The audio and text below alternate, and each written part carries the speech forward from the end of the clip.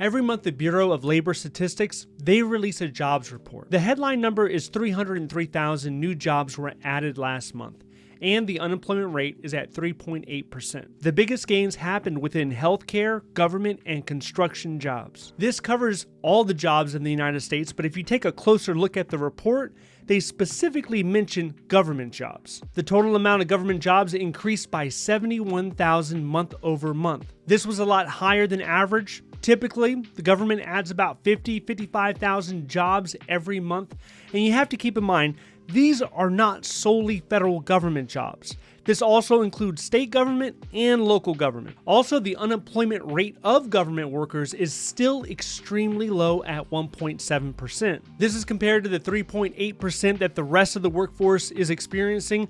And if you look at every occupation, the government is the lowest when it comes to unemployment. This speaks towards the security and stability of the public sector. A lot of people say they don't pay the same as the private sector. This is one of the trade-offs. Let's take a look at the breakdown. For federal government jobs, only 9,000 were added in March. That's not including Postal Service. For state government jobs, they added 13,000 jobs. But then look at local government. This is the real winner here. They added 49,000 new jobs. I talk a lot about federal government jobs, and there's 2.2 million federal government jobs out there across the world. But if you look at local government and state government, and you add all those jobs up, it's 20 million.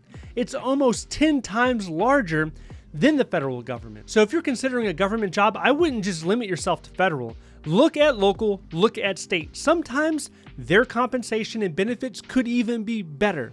More often than not, federal government's going to be better, but if you live in a state like California, maybe New York, look at those state benefits.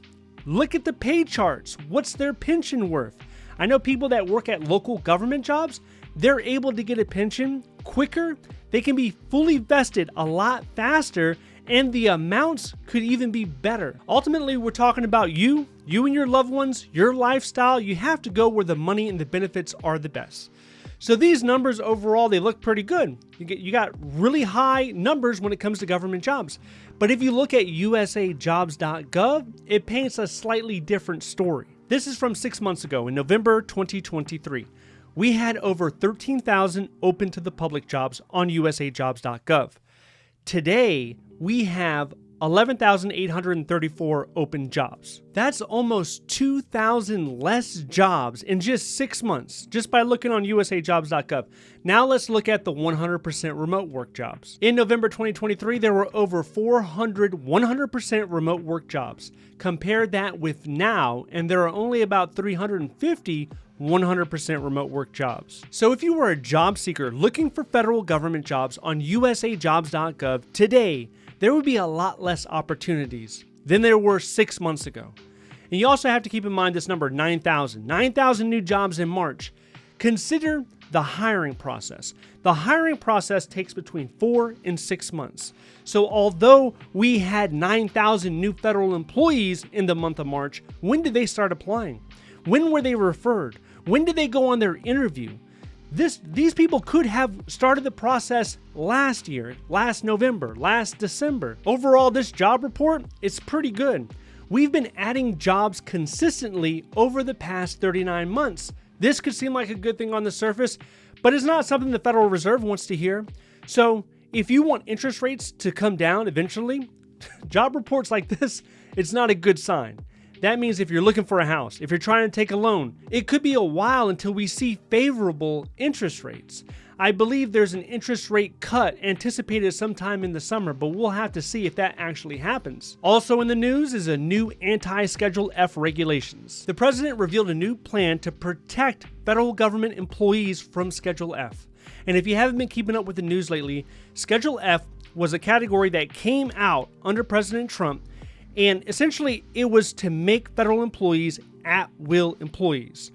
And these are for people that were involved in policy.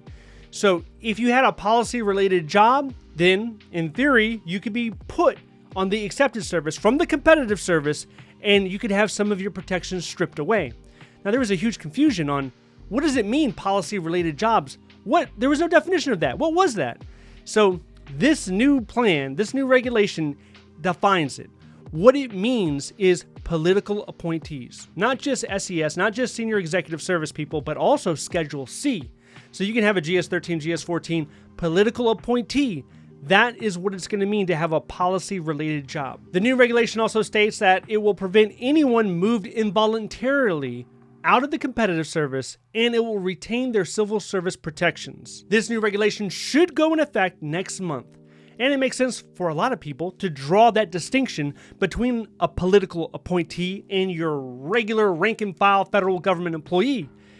This effort, this whole Schedule F effort, it is the latest attempt in order to strip away and to hollow out the federal government workforce, to remove a lot of its protections so it doesn't look as enticing for people to want to join the public sector. But this issue is far from over, and with the upcoming presidential election coming in about 7 months or so, there will be a lot more changes happening within the White House, happening with the president, happening with Congress.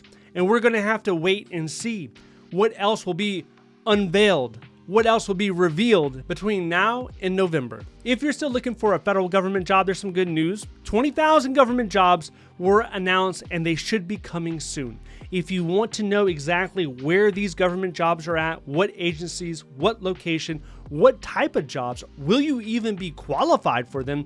If you're interested in that, then I want you to watch this video next. If you would like to see more videos like this, please click like and subscribe. Thank you so much for watching. I'll see you in the next one.